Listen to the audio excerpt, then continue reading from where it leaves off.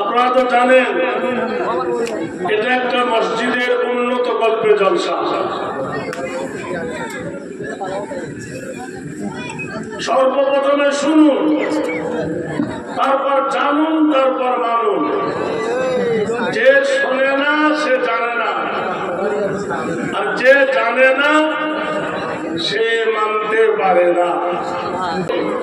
একটু আগিয়ে আগিয়ে বসবেন ভাইজানেরা, আসুন একটু আগিয়ে বসি ভাই। আল আদবু সুন্নাতুল লিন্নাস, আদব হলো মানুষের জন্য ঢাল। আবার পিছনে বসছেন, একটু আগিয়ে বসুন না ভাই।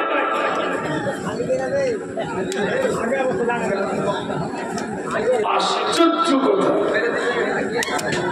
জলসা শোনার নাম শুনে এসেছে, বাড়ি থেকে বলে এসছে জলসা শুনতে আসছি, আর এসে কেউ দাঁড়িয়ে থাকছে, কেউ পিছিয়ে বসছে।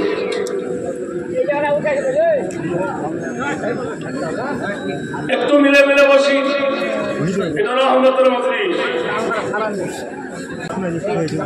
এই জন্য শোনারও প্রয়োজন আছে, জানারও প্রয়োজন আছে, তারপর মানারও প্রয়োজন আছে। আমার দিকে তাকিয়ে দেখুন, আমার হাতে 5টি আঙ্গুল। এই 5টি আঙ্গুল যদি বানান করি, আলিফলাম জাবার আল্লাহ খানা জাবাল্লাহ, হে প্রভু আল্লাহ। আল্লাহ এমন একটি শব্দ, আল্লাহ এমন একটা এসে, আল্লাহ এমন একটা বাক্য, যার সাথে কোন বাক্য মিল করা যাবে না। অনেকগুলো বাক্যর অপোজিট শব্দ হয়, যেমন কেউ বলছে ঈশ্বর, ঈশ্বর ডাকিলে অপোজিট শব্দ হবে স্ত্রীলিঙ্গ ঈশ্বরী। যদি কেউ ডাকে নারায়ণ, শব্দটি অপোজিট হবে নারায়ণী। যদি কেউ ডাকে গড, অপোজিট শব্দ আসবে গডের। যদি কেউ ডাকে ওপরওয়ালা, নিচের শব্দ হবে নিচেওয়ালা। যদি কেউ বলে সেজনা, অপোজিট শব্দ হবে এজনা। কিন্তু আল্লাহ না, আল্লাহ শব্দটি না স্ত্রীলিঙ্গ না পুরুষ লিঙ্গ। আল্লাহ কোন লিঙ্গের সঙ্গে ব্যবহার হয় না। যদি কেউ বলেন আল্লাহর আলিফ কেটে দেব, আলিফ থেকে একটা শূন্য বাক্য উচ্চারণ হবে। কোরআনে কারিমা খুলে দেখুন, আলিফ আল্লাহু লা আল্লাহু লা ইলাহা ইল্লা হুয়াল হাইয়ুল কাইয়্যুম। আল্লাহ ছাড়া কোন ইলাহ নাই, আল্লাহ ছাড়া কোন মাবুদ নাই। আমার আল্লাহ জীবিত, আমার আল্লাহ মৃত্যু নয়, আর মৃত্যু আমার আল্লাহকে স্পর্শ করবে না। আলিফ কেটে দিলাম, হয়ে গেল লিল্লাহি মা ফিস সামাওয়াতি ওয়া মা ফিল আরদ। মাথার উপর যে আকাশ, এই আকাশের মালিককে, জমিনের মালিককে। মহান আল্লাহ বলছেন, আসসামা রাফাআহা ওয়া ওয়াদাল মিজান। আমি তোমার মাথার উপরে শূন্যে নীল গগন টাঙিয়েছি, বিনা খুঁটি খাম্বার সাহায্যে ঝুলন্ত অবস্থায় মাথার উপরে আমি আল্লাহ পাক কুদরতি শক্তিতে আকাশকে আমি টাঙিয়েছি। সেই আকাশ কটা আল্লাহ বলছেন, ওয়াবানাইনা ফাওকাকুম সাবআন শিদাদা। আমি তোমার মাথার উপরে 7টা নিজ গগন টাঙিয়েছি।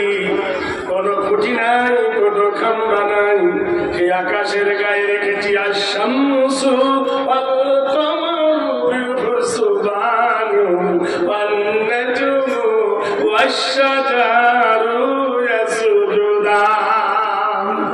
আমি আকাশের গায়ে একটা প্রজ্বলিত প্রদীপ তৈরি করেছি, সূর্য, আর একটা হলো চন্দ্র। যখন সূর্য উঠে যায়,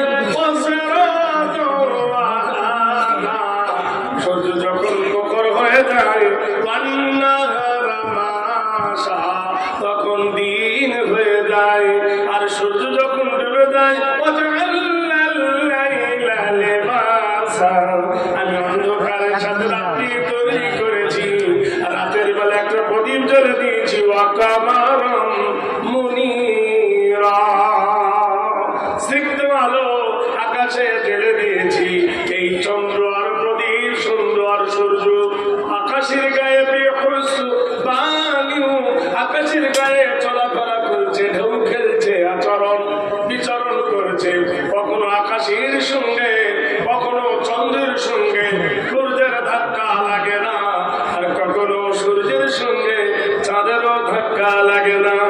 অসংখ্য তারকা দিয়ে আকাশকে সুসজ্জায় সজ্জিত করে রেখেছি। আর তোমার পদতলে জমিনটা বিছানার মতো বিছাইছি।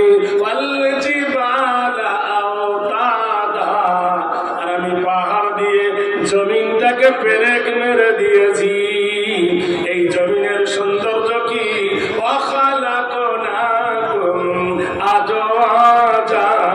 আমি তোমাদেরকে জোড়া জোড়া করে বানিয়েছি।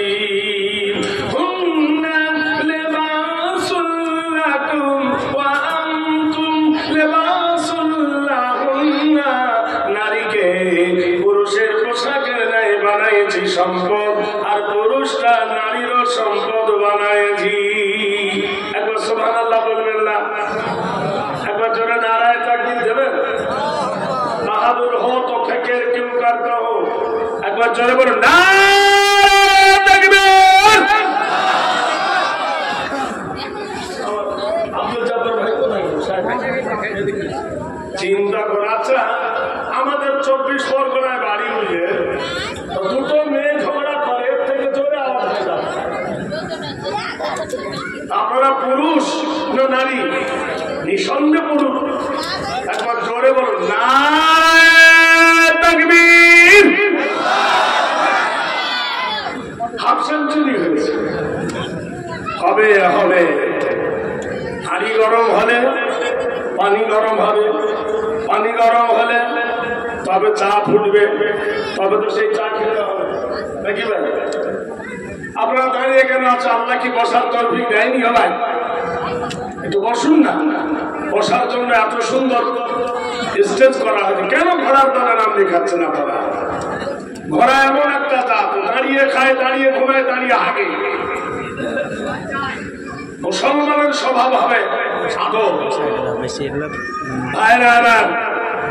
তাহলে আল্লাহ কোরআন শরীফের মধ্যে বলছেন কি?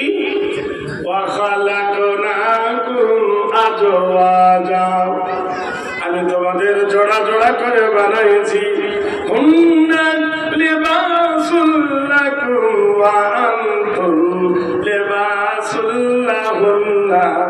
নারী হলো পুরুষের সম্পদ, পুরুষ হলো নারীর সম্পদ।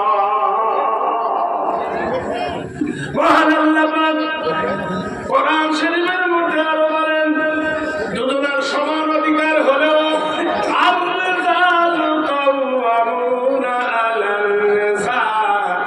ও নারী, তোমার উপরে দায়িত্ব ভার দেওয়া হয়েছে তোমার স্বামীকে। তোমার স্বামী হলো সম্রাজ্যের রাজা, তুমি হবে সম্রাজ্যের রানী। মহান আল্লাহ বলেন, আল্লাহ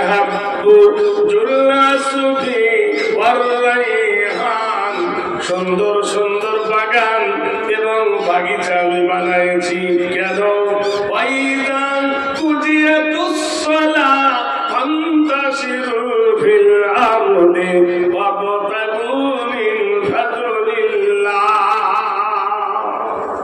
তোমরা ফজরের নামাজ পড়ো, ফজরের নামাজ পড়ার পরে আমার জমিনে ছিটিয়ে দাও রেজেকের জন্য। আমি আল্লাহ তোমাদের রুজির ব্যবস্থা করেছি। বন্ধুরে আমার, দোস্তরে আমার, সারাদিন জীবিকা করতে তোমাকে হবে না। যখন জীবিকার সময় দেওয়া হয়েছে সেই মাত্র তুমি জীবিকা করবে।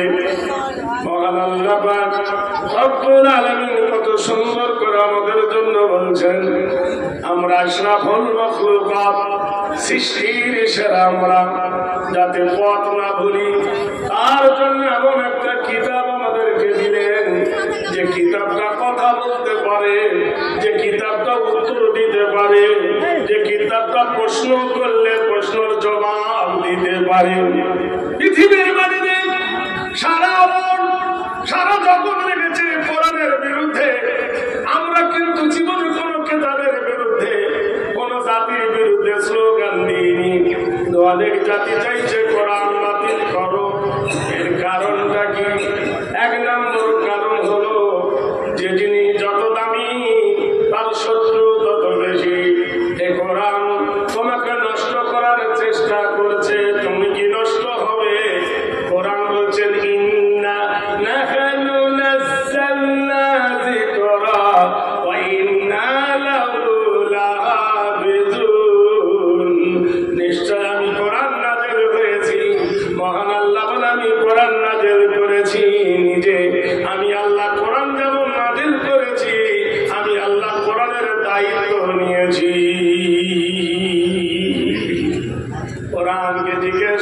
হচ্ছে, ও মুসলমানের কোরআন তোমার কোথায় বাড়ি? ও কোরআন শুধু মুসলমানের না, সারা বিশ্ব জগতের। কোরআন বলছে হুদাল লিন্নাস, আমি মানবের হেদায়েতের হুদা। যারা কোরআন গ্রহণ করবে, সে হিন্দু হোক, অন্য জাতি হোক, অন্য সম্প্রদায় হোক, যে কোরআন মেনে নেবে, কোরআন তাদের হেদায়েতের পথ দেখাবে। কোরআনকে জিজ্ঞেস করা হলো, কোরআন তোমার বাড়ি কোথায়? তোমার বাড়ি কলকাতায়, না তোমার বাড়ি হাওড়া, না তোমার বাড়ি মেদিনীপুর, না হুগলি? কোরআন বলে দাও আমার বাড়ি কোথায়? শুনলাম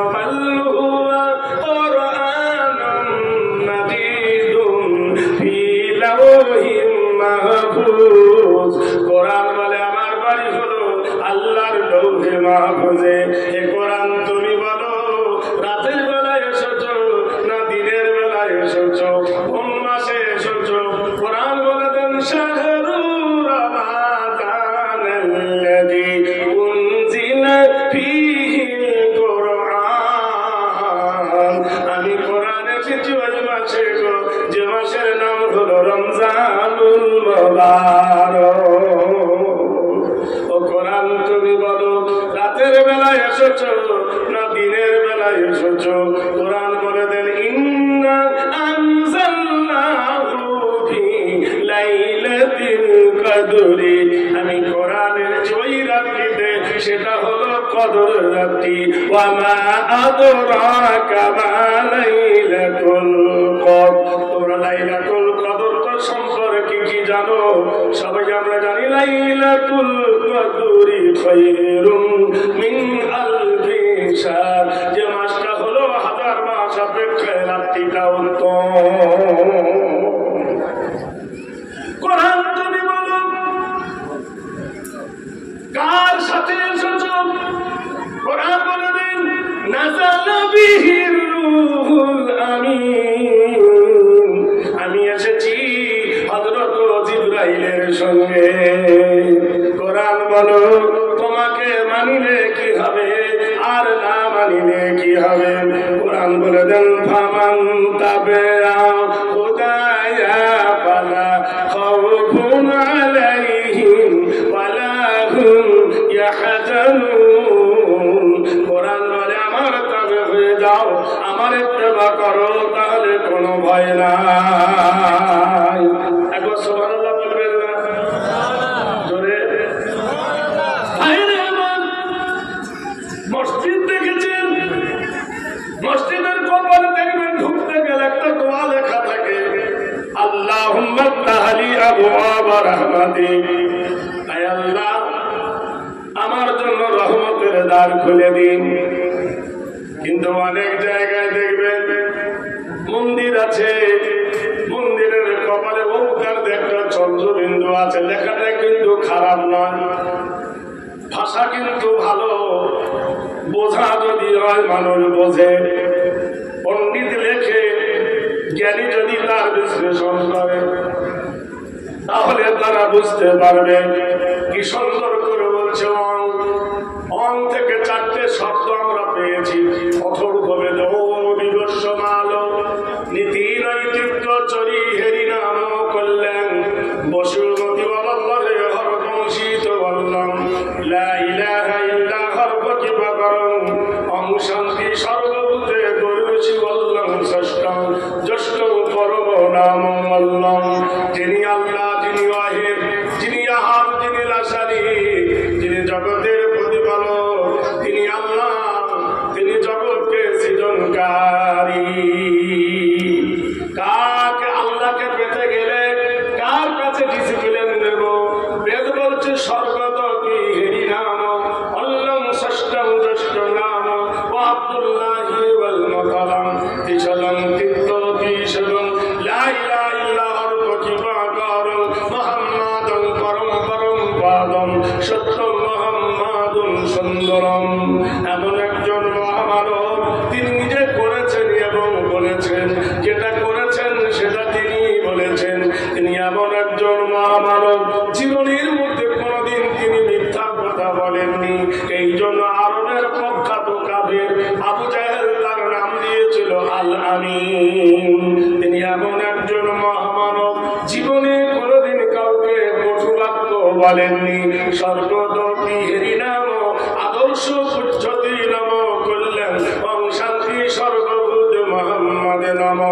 যারা মোহাম্মদ রাসূলুল্লাহর চরিত্র ধরেছে তারা মহান হয়ে গেছে, যারা নবীর চরিত্র ছেড়েছে তারা পিছলে গেছে।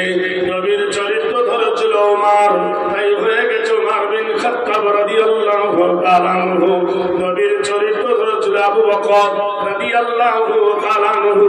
নবীর চরিত্র ধরে নেয় আবু জাহেল, কাফের উপাধি পেয়েছে। আবু লাহাব কাফের উপাধি পেয়েছে। আজও গেলে দেখতে পাবেন যেখানে আবু জাহেলের কবর আছে, ওই দেখবেন বদরের প্রান্তে গিয়ে দেখে আসবে লক্ষ লক্ষ জুতো আবু জাহেলের কবরের উপর হাজিরা ছড়ে মেরেছে। ভাইরা আমার, বন্ধুরা আমার, চেষ্টা করেছিল ইসলামকে মিটিয়ে দিতে, কিন্তু পারেনি। মহান আল্লাহ বলে ওয়াকুল জাল হক ওয়া যাহাকাল বাতিল ইন্নাল বাতিলা কানা যাহুকা। সত্যের আলো প্রস্ফুটিত হবে, অসত্য আস্তে আস্তে দূরে মুছে যাবে। কোরআনকে জিজ্ঞেস করলাম, কোরআন তোমাকে মানলে কি হবে, না মানলে কি হবে? কোরআন বলে দেন ফামান তাবিআ হুদায়া ফালা খাউফুন আলাইহিম ওয়ালা হুম ইয়াহজানুন। কোরআন বলে আমার তবে হয়ে যাও, আমার ইত্তেবা করো, তাহলে কোনো ভয় নাই। আপনারা জানেন রাতের শেষ অংশে যে নামাজটা, যেটা হলো ফজরের নামাজ, মহান আল্লাহ বলেছেন ওয়াইদা কুজিয়াতুস সালাহ, তোমরা ফজরের নামাজ পড়ো। এক যুবক ফজরের নামাজ পড়েছেন জামাতে, সালাম ফেরা হয়ে গেছে, কেউ বা মসজিদে আছে, কেউ বা বার হয়ে গেছে। যুবক ওর জীবনের একটা পেশা ছিল, কোন উটকে জবে করা, উটকে জবে করে উটের গোশ বাজারে বিক্রি করত। আল্লাহ পাক রব্বুল আলামিন কোরআন শরীফের মধ্যে ওয়াইলাল ইবিলি কাইফা খুলিকাত, আমি উটকে বড় রহস্যময় করে বানিয়েছি।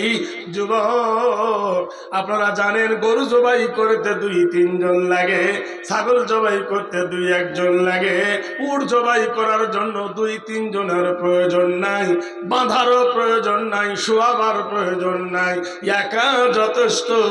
হুলকুমে নাহার করিলে, খুন বহিয়ে দিলে কুরবানি হয়ে গেল, জবে হয়ে গেল, একাই যথেষ্ট, শুধু একটু সাহসের দরকার।